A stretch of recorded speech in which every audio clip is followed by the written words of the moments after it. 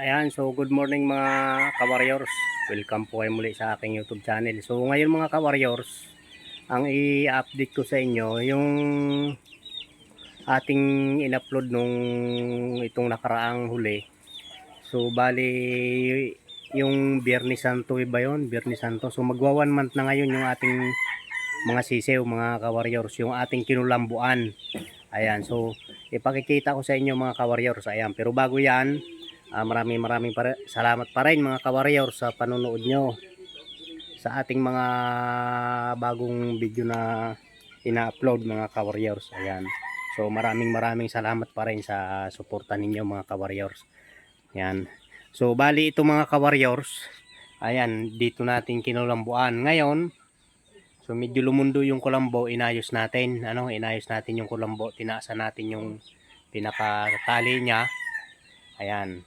So nandoon muna sa kulungan sila. Ipakikita ko sa inyo mga ka-warriors kung gaano nakalaki ang magwa 1 month na. Ayan, kasi 3 weeks nakaraan na yung ating huling upload nung ating kinulambuan ng mga sisew mga ka-warriors. Ayan.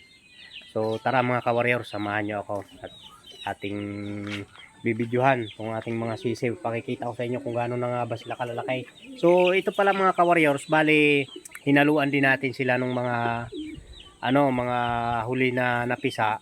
Mga wari ko yung mga 2 lingguhin na rin yung mga kasama nila, pero yung una kasi magwa 1 month na, wari ko yung mga 3 to 4 days na lang 1 month na sila mga ka-warriors.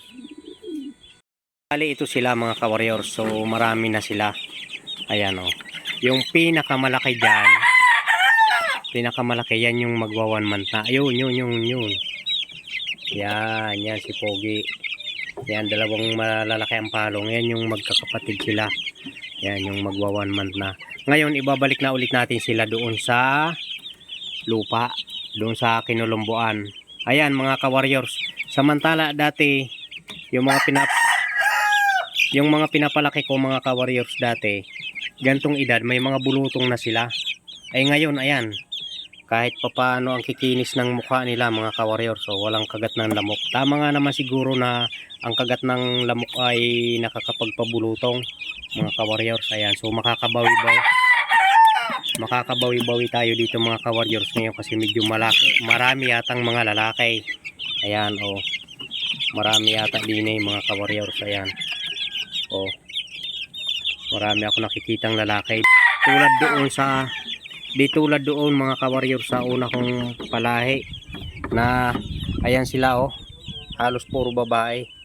Ayan, so ayan mga ka-warriors, ilalagay na natin din sa ating kinulambuan, ay sa ating kulambo. Ayan tinaasan na natin, tapos may bubong na yero para umulan man hindi mababasa, at saka mayroon silang dapuan. Ayan mga ka-warriors, so ibababa na natin mga ka-warriors dito. Ilalagay na ulit natin sa lupa para makakahig-hig sila. Nilinis na rin natin yung kanilang area. Ayan, malinis na ulit.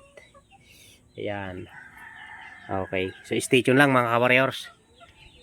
Ayan, so ilagay na natin sila doon sa kanilang pwesto. Ayan, ang pogi. Ayan.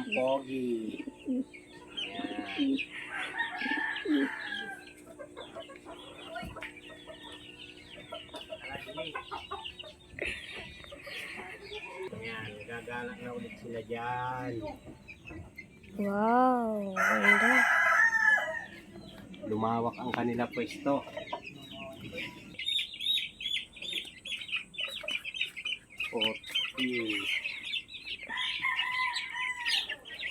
Ayan, 18 pieces. Ayan, tuwan-tuwa na sila na mga ka-warriors. So tuwan-tuwa na sila. Ayan, okay.